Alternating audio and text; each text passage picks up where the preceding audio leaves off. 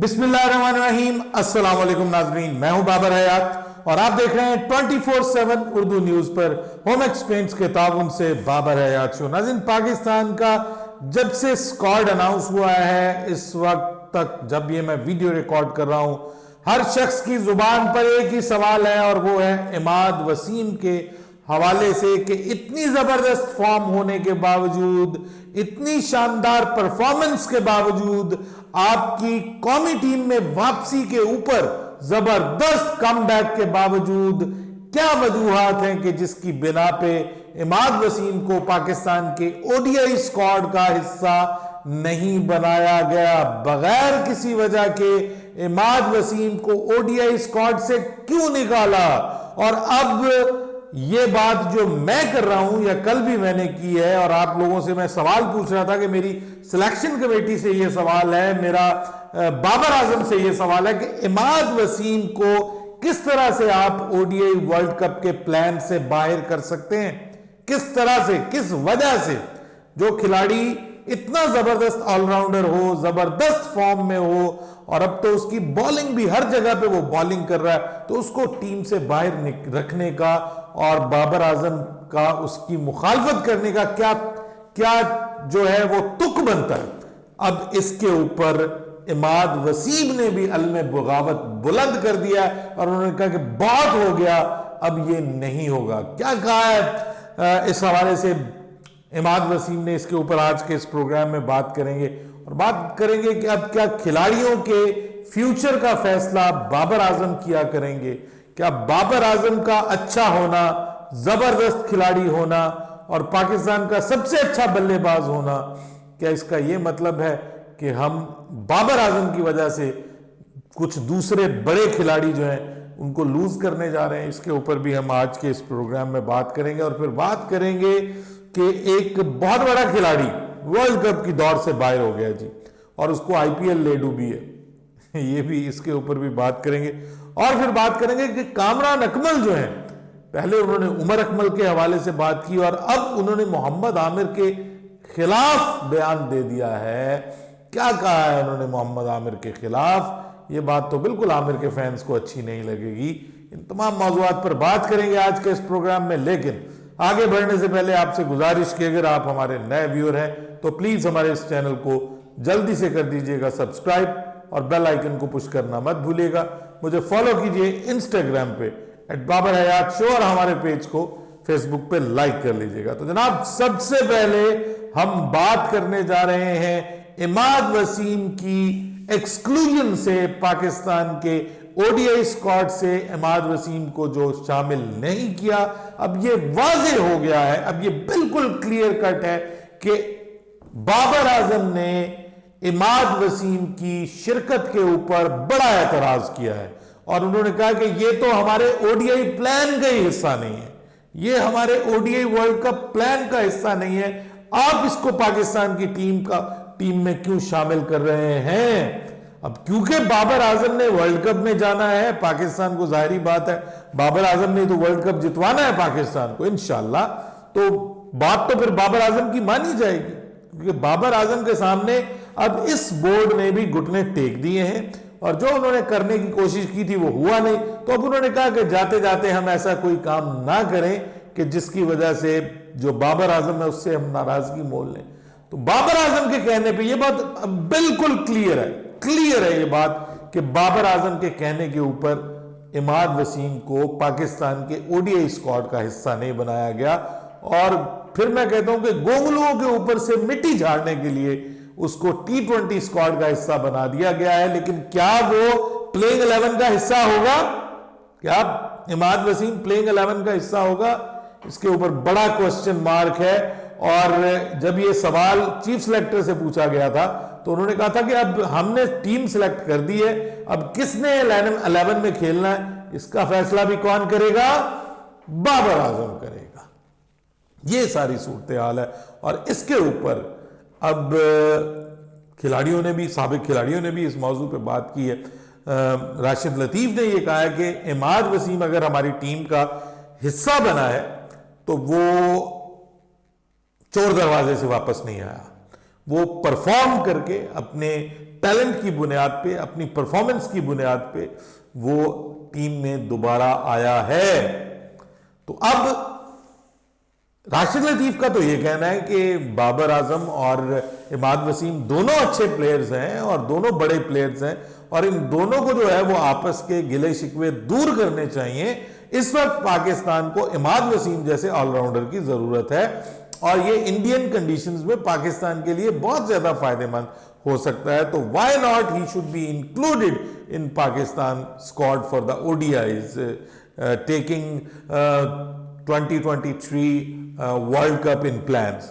लेकिन बात यह है कि इसके ऊपर तो खैर आपको मैंने बताया, तो जो बाबर आजम की राय थी वो तो आपके सामने आ गई और वो जो स्क्वाड है उसके अंदर भी आ गई कि वो स्क्वाड का हिस्सा नहीं है। तो अब इमाद वसीम ने यह कहा कि मैं तो जनाब अब चुप नहीं बैठूंगा। सीधी सीधी उसने बात की है। उसने कहा कि मैंने बहुत अरसा बर्दाश्त किया, 1 साल मुझे पसंद नापसंद की बुनियाद के ऊपर टीम से बाहर रखा गया, अब मैं परफॉर्म करके टीम का हिस्सा बनाऊं, टीम के अंदर भी जाके परफॉर्म किया है, तो अब ये क्या तुक बनता है कि मुझे आप जो है वो ओडीआई स्क्वाड का हिस्सा ना बनाएं? वजह क्या है इसकी? और अब उसने कहा कि अब मैं चुप नहीं बैठूंगा। मैं पहले चुप बैठा रहा, मैंने कोई इस मौजू के ऊपर बात नहीं की और यह बात हकीकत है कि इमाद वसीम ने कभी भी बात नहीं की थी कि मुझे टीम का हिस्सा नहीं। उन्होंने यही कहा कि जब मेरा वक्त आएगा मैं टीम का हिस्सा बन जाऊंगा। अब जब वो अपने कैरियर की बेहतरीन फॉर्म में है, बेहतरीन फॉर्म में, बल्कि यूं कह लीजिए कि बेस्ट फॉर्म में, तो उसको टीम का हिस्सा ना बनाना। देखिए, बाबर आजम बड़ा खिलाड़ी है, बाबर आजम पाकिस्तान की शान है, बाबर आजम पाकिस्तान का नाम है, लेकिन इसका मतलब यह नहीं है कि हम बाबर आजम की वजह से उसके हर फैसले को एक्सेप्ट करें। और यही चीज जो है वो अब इमाद वसीम ने कही है। उन्होंने कहा कि मैं अब चुप नहीं बैठूंगा, मैं इसके ऊपर एहतजाज करूंगा, मैं सिलेक्टर से पूछूंगा कि आप मुझे बताना पसंद करेंगे कि मुझे क्यों टीम से निकाला गया, मुझे क्यों निकाला। अब ये मौजू जो है वो लेके आ रहे हैं हमारे इमाद वसीम भाई, और इन्होंने कहा कि जी मैं अब इसके ऊपर बाकायदा जो है वो बात करने जा रहा हूं पाकिस्तान क्रिकेट बोर्ड से कि मुझे निकालने की और टीम में शामिल ना करने की, स्क्वाड में शामिल ना करने की आखिर वजह क्या है। और मेरे ख्याल में this is the right thing to do.